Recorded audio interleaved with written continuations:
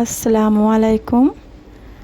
আজকে খুবই কম খরচে এবং মাত্র 10 মিনিটে তিলের লাড্ডু বানিয়ে দেখাবো।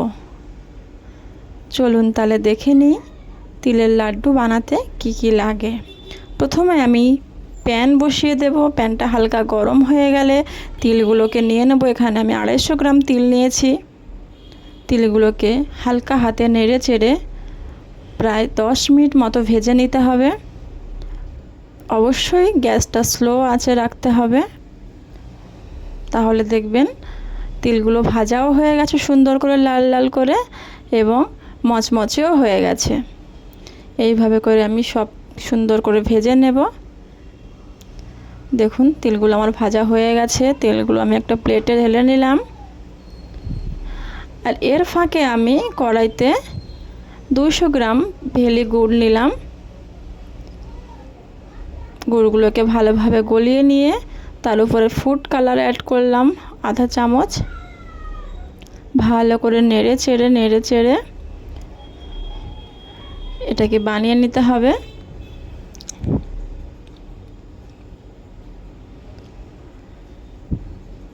গুড়টা ঠিকঠাক জায়গা হয়েছে কি না দেখার জন্যে একটা বাটিতে পানি নিয়ে তার মধ্যে একটু দিয়ে দিলাম।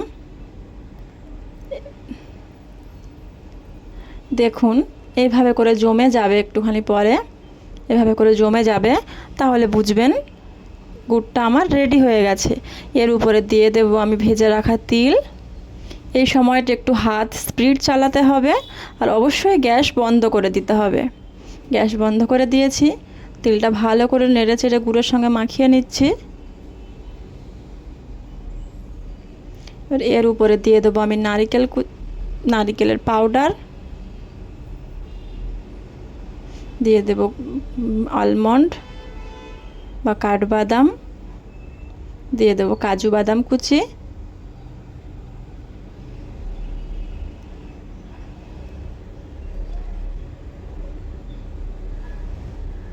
আর দিয়ে দেবো একটু এলাচের গুঁড়ো।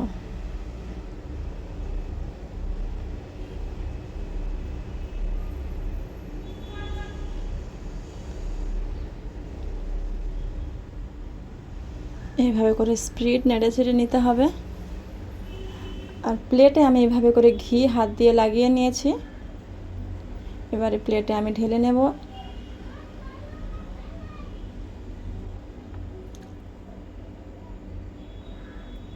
হাতে একটু ঘি মাখিয়ে নিতে হবে। এইভাবে একটা বাটিতে সামান্য পানি রেখেছি আমি, যখন গরম লাগবে একটু হাতে লাগিয়ে নিতে হবে। অতিরিক্ত গরম তো, গরম গরম এই লাড্ডুটা বানিয়ে নিতে হয়, নয়তো শক্ত হয়ে যাবে।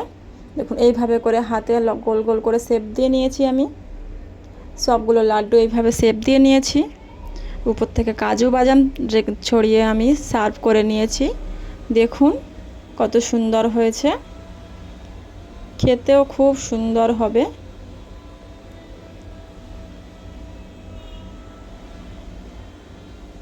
ইনশাআল্লাহ খুব সুন্দর হয়েছে।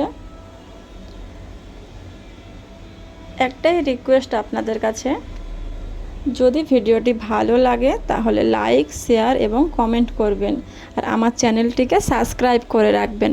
দেখুন আমার মেয়ে খেয়ে দেখছে।